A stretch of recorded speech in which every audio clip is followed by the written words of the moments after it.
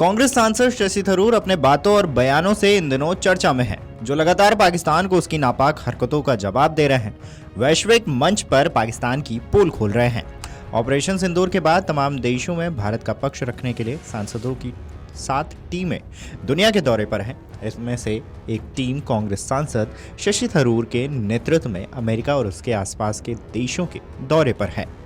थरूर गुरुवार को कोलंबिया पहुंचे। शुक्रवार को भारत के ऑपरेशन सिंदूर में मारे गए पाकिस्तानी लोगों के प्रति कोलंबिया सरकार की संवेदना जताने पर निराशा व्यक्त की है।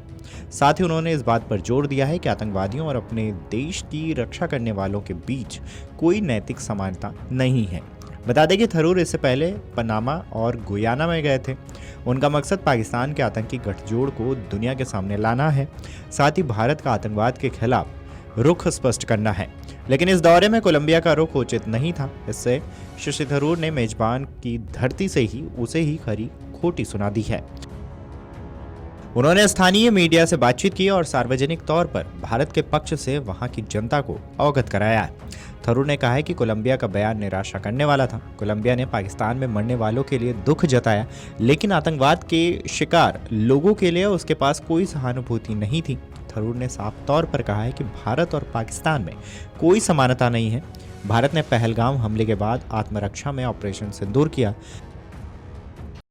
I have to say that we were a little disappointed in the reaction of the Colombian government, which apparently expressed heartfelt condolences on the loss of lives in Pakistan after the Indian strikes, rather than sympathizing with the victims of terrorism. We will say to our friends in Colombia, there can be no equivalence between those who dispatch terrorists and those who resist them. There can be no equivalence between those who attack and those who defend.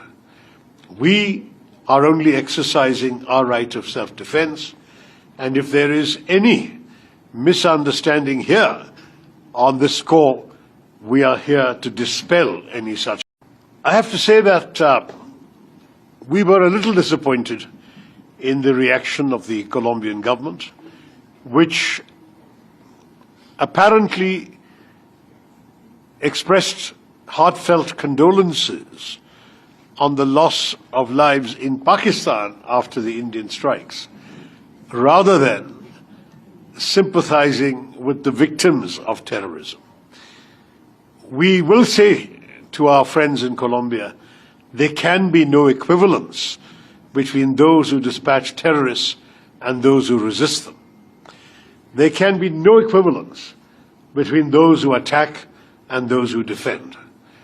We are only exercising our right of self-defense, and if there is any misunderstanding here on this score, we are here to dispel any such. 22 अप्रैल को हुए पहलगाम हमले की जिम्मेदारी लश्कर-ए-तैयबा की सहयोगी front ने ली थी।